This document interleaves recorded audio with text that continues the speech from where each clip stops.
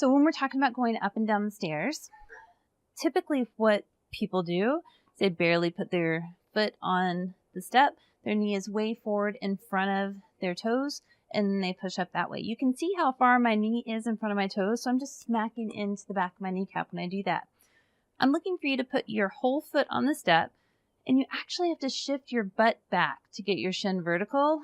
It's best to hold on in the beginning and then push up here.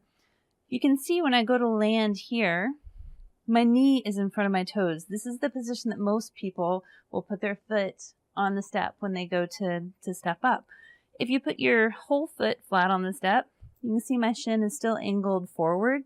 So if I set my butt back, that puts me in a better position.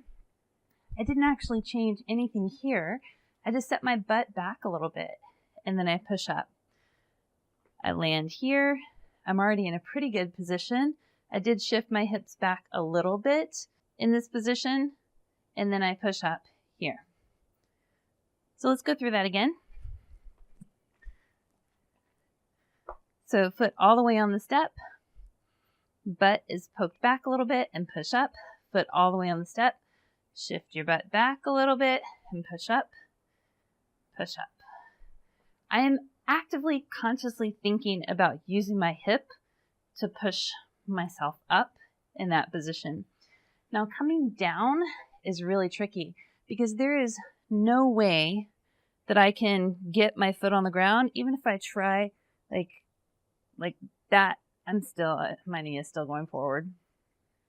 So what I'm looking for in this position is for you just to get off of this side, because this is the leg that's having to support me.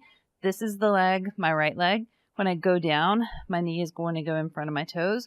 So I just have to go fast. So you put this foot out, aim for where you want to land, and just get off of the other one. So now I'm going to get off of that right knee and go here. So it's just a faster step. Going back up, shin vertical. I mean, I could do it without arms, but when you're learning, please hold on. You shift your butt back and step up. Coming down, the faster the better. That's going to protect your knees a lot better. Here, butt back, butt back, butt back, butt back. All right, the reality of it is, if you have been doing everything right for 90% of the day, then this one little up and down is not going to really create problems. Our bodies will kind of give us a free pass on it. But just be careful to not do it in like exactly the wrong way. So often people think that they need to come down really, really slow. And that's exactly what I don't want you to do. So try to come down a little faster. Control it. Be safe, please. Use the handrail to protect yourself while you're learning this new technique. And it doesn't have to always be so awkward. As you get used to it, it can truly be kind of a faster thing. You can actually try to pull. So that's the other part of it. This is kind of the advanced going up the stairs part. If you get here and you try to pull the opposite leg up faster, then you can kind of unweight this side. So even if your knee is forward a little bit, if I pull my left one up really fast, then it takes some of the pressure off of my right. If you're holding on, that's definitely the way it needs to be when you're first learning this. But think about pulling on this side. It kind of unweights the side that you're pushing up with.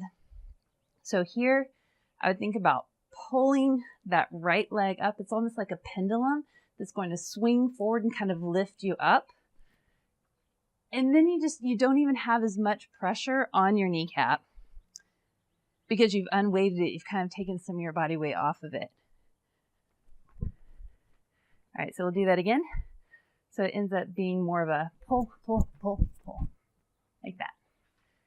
If you can think about pulling that leg up, that can really help.